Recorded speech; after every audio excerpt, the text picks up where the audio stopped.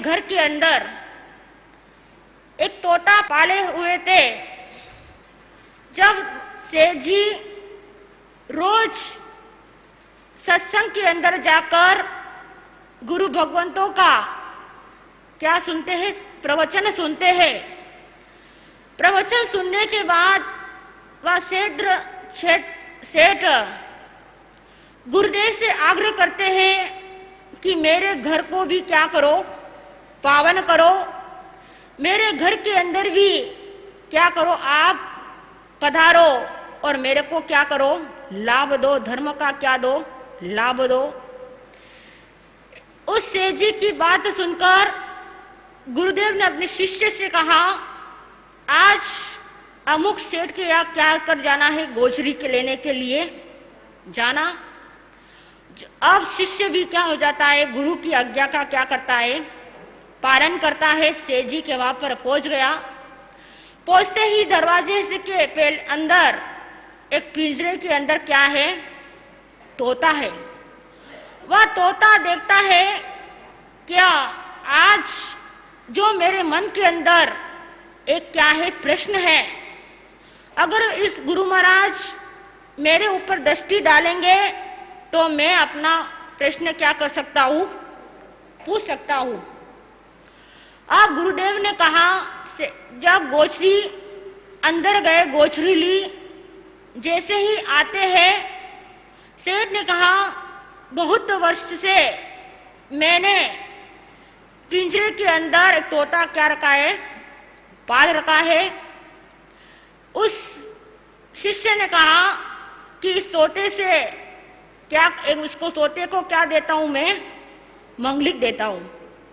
जैसे ही पिंजरा खोले, तोते ने अपनी भाषा के अंदर कहा कि मैं भी आपकी तरह इस पिंजरे से आजाद क्या करना चाहता हूं, गगन के अंदर उड़ना चाहता हूं। आप मेरे एक प्रश्न है, आप अपने गुरुदेव से पूछकर आना कि मैं इस पिंजरे से आजाद कब होऊंगा। उसने कहा, ठीक है, मैं वापस तेरे प्रश्न का जवाब कल लेकर आऊंगा। वह शिष्य अपने स्थानक के अंदर जाता है, गुरु को गोचरी बताता है और कहा कि एक प्रश्न मेरे समक्ष है। जब मैं सेठ जी के यहाँ गया, जैसे ही मैंने अंदर प्रवेश किया, उसके अंदर उस सेठ ने एक तोता बहुत वर्षों से पाल रखा है। उस तोते ने मेरे से प्रश्न पूछा, मैं अनंत काल से इस पिंजरे रूपी पिंजरे के अंदर बंद हूं, मैं भी कब इस पिंजरे से छुटकारा होगा, कब मेरी आत्मा पवित्र होगी।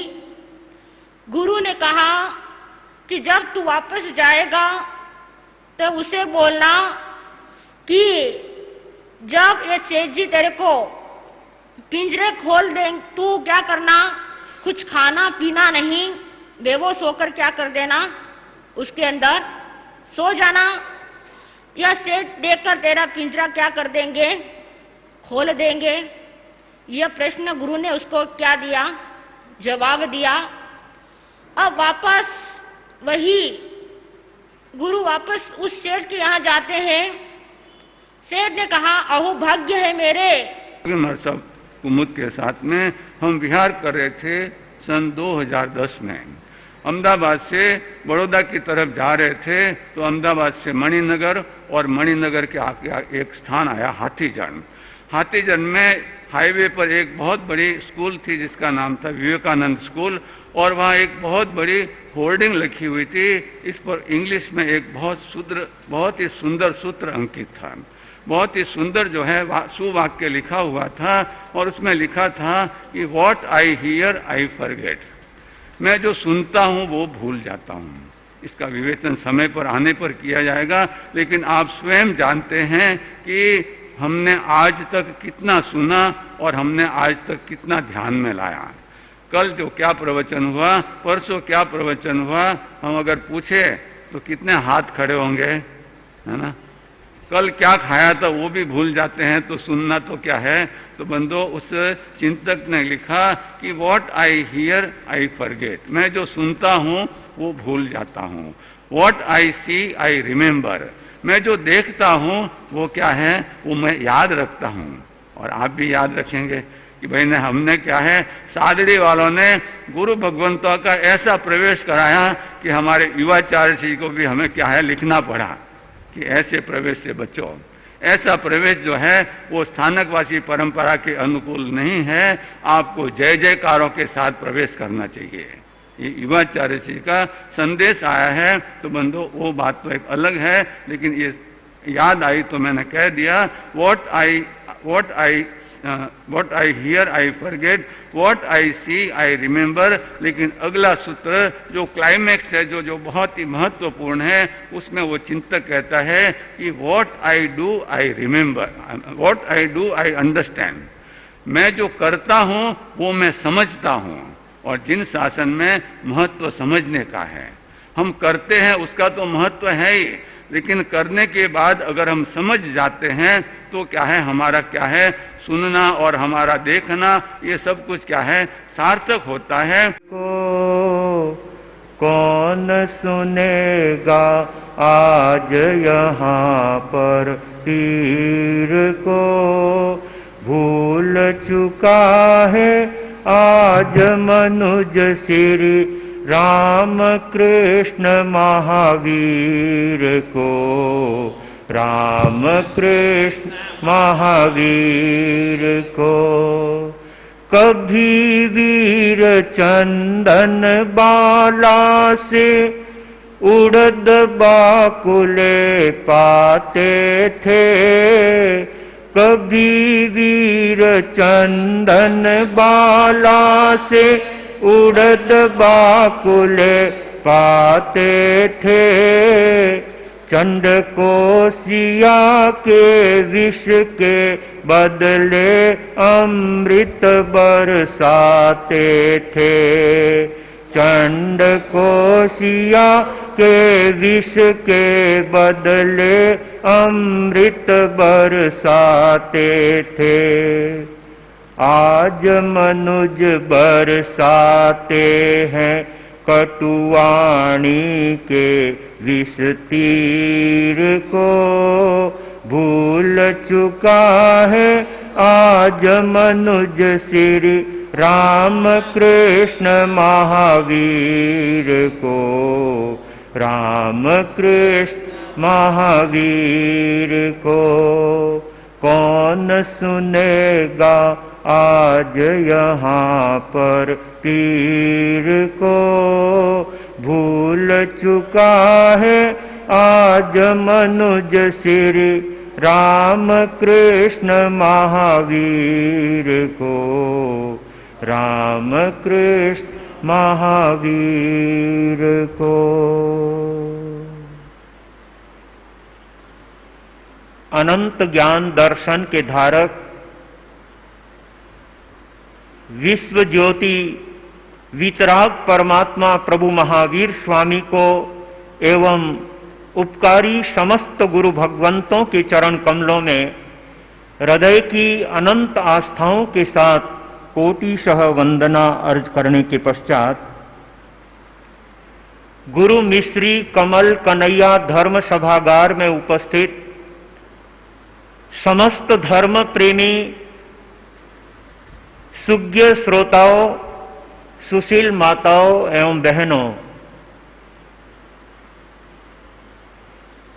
ऐसा उत्तम धर्म शासन सौभाग्यशाली आत्माओं को प्राप्त होता है जो ऐसे उत्तम धर्म शासन में जन्म लेकर अपने जीवन को धर्म चतुष्टय से जोड़ने का कार्य करते हैं, वो अपने जीवन को सफल बना लेते हैं। ऐसे परम पावन मनुष्य जीवन को पाकर हमें अपने जीवन में गुरु चरणों में बैठकर उस धर्म के स्वरूप को समझना है, आत्मा के स्वरूप को समझना है और निज स्वरूप को समझ करके उसके अनुसार अपना जीवन व्यवहार बनाने की आवश्यकता है। सचमुच व्यक्ति का जीवन बोलता है, व्यक्ति का व्यवहार बोलता है, और जब व्यक्ति का जीवन श्रेष्ठ होता है तो वो जन जन के हृदय में अपना स्थान बना लेता है। श्री कृष्ण ने अपने जीवन में न केवल अपने परिवार के साथ लेकिन अपने पूरे संपूर्ण राष्ट्र के साथ, पूरे 3 लोक के साथ, तीनों खंड में रहने वाले लोगों की सुख सुविधाओं को उन्होंने दिल से समझा था और वैसा उन्होंने उपाय किया था। उनका अदना सा मित्र सुदामा जैसा गरीब ब्राह्मण जब उनके द्वार पर पहुंचता है तो श्री कृष्ण हृदय से उस मित्र से मिलने के लिए दरवाजे तक जाते हैं। कभी सुदामा के चावल खा नटवर हर्षित होते थे, दीनहीन ब्राह्मण के पग को नयन नीर से धोते थे। आज दुखी को ठुकराते हैं, धिक्कारें तकदीर को। भूल चुका है आज मनुज श्री राम कृष्ण महावीर को, राम कृष्ण महावीर को। उन महान आत्माओं से अपने जीवन को जोड़ने के लिए गुरुदेव यहां पर 4 महीने के लिए धर्म प्रेरणा देने के लिए आए हैं और देव और गुरु से हमारा जीवन जुड़े इस बात की प्रेरणा देने के लिए आए हैं। वह तत्व समझाने आए हैं। यदि उस तत्व को हम अपने जीवन में समझ जाएंगे हमारा भविष्य उज्जवल बन जाएगा। महापुरुष प्रत्येक व्यक्ति का ध्यान रखते हैं, छोटों का ध्यान रखते हैं, तभी वे महापुरुष कहलाते हैं। हमें भी अपने जीवन में छोटों को साथ लेकर के चलने का तजुर्बा होना चाहिए। छोटों को साथ लेकर के मन में वैसा भाव होना चाहिए, तब व्यक्ति महान बनता है, तब व्यक्ति बड़ा बनता है, तब व्यक्ति अधिकारी बनता है। हमें अपने जीवन में बड़ा बनने के लिए छोटों के प्रति हमेशा श्रेष्ठ भाव रहे, पवित्र भाव रहे, तो हम अपने जीवन को श्रेष्ठ और पावन बना सकेंगे। इस संदर्भ में ज्ञान और दर्शन को लेकर आपके सामने मैंने चर्चा की थी कि किन किन कारणों को लेकर व्यक्ति अपने जीवन में महान लाभ और महान निर्जरा का कार्य कर सकता है। आज चारित्र के संबंध में हम सुनेंगे कि चारित्र के द्वारा हम अपने जीवन को महान लाभ और महान निर्जरा के साथ कैसे जोड़ सकते हैं। साधु ही नहीं, श्रावक और श्राविका भी अपने जीवन को अच्छे कार्यों में लगाकर, शुभ कार्यों में लगाकर, अच्छे धर्म कार्य करके, अच्छे उपकार के कार्य करके अपने जीवन को महान बना सकता है।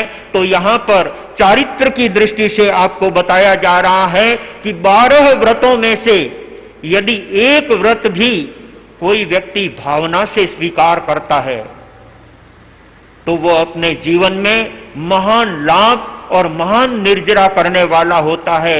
एक व्रत भी अपने जीवन में निष्ठा के साथ धारण करने वाला व्यक्ति इस संसार से ऊपर उठ जाता है, अपने जीवन को सद्गुणों से सजा लेता है। आवश्यकता है हम 12 व्रत धारण नहीं कर सकते तो कम से कम एक व्रत तो अवश्य धारण करने का भाव रखें, जिससे हम चारित्र के द्वारा महान लाभ और महान निर्जरा का कार्य कर सकेंगे।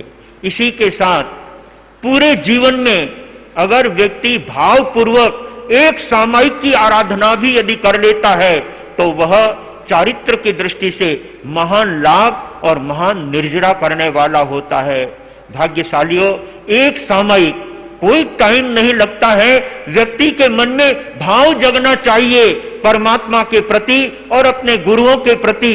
जब भक्ति होती है तो व्यक्ति अपना समय निकाल करके सामायिक में अपना समय देने का भाव रखता है। एक सामायिक आत्मा का कल्याण कर देती है, आत्मा को ऊंचा उठा देती है। सचमुच ऐसे समता भाव में झूलने वाला व्यक्ति महान लाभ और महान निर्जरा करने वाला होता है।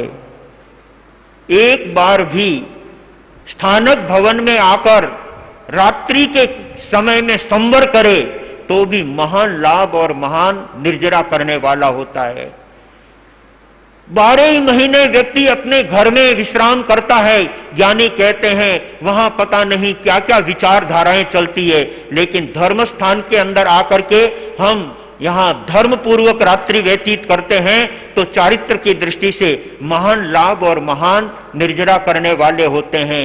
एक संवर करने वाला व्यक्ति वह पौषध व्रत करने वाला होता है। आप कहेंगे खाते पीते भी पौषध होता है। हाँ, ज्ञानी कहते हैं खाते पीते भी पौषध हुआ करता है। दिन में समय नहीं निकाल सकते तो कम से कम रात्रिकालीन समय में हम स्थानक भवन में रहकर, उपाश्रय में रहकर यहाँ देव गुरु से अपने जुड़ने का भाव बनाएंगे तो महान लाभ और महान निर्जरा करने का कार्य कर पाएंगे। 14 नियम बताए हैं। उन 14 नियमों का यदि एक बार भी 14 नियम धारण करता है तो व्यक्ति चारित्र की दृष्टि से महान लाभ और महान निर्जरा करने वाला होता है। एक बार भी सुपात्र दान देवे, अपने हाथों से सुपात्र दान देने वाला व्यक्ति महान लाभ और महान निर्जरा करने वाला होता है। अपना पेट तो पशु भी भरते हैं, अपना पेट तो छोटे से छोटा जीव भी भरता है, लेकिन अपने को जो वस्तु मिली है उसको अच्छे कार्यों में उपयोग करने का भाव। इन हाथों की शोभा सत्पात्र में दान देने से होती है। इसलिए सौभाग्यशालियों, एक बार भी सत्पात्र में अपने हाथों से दान दिया जाता है, व्यक्ति महान लाभ प्राप्त करने वाला होता है।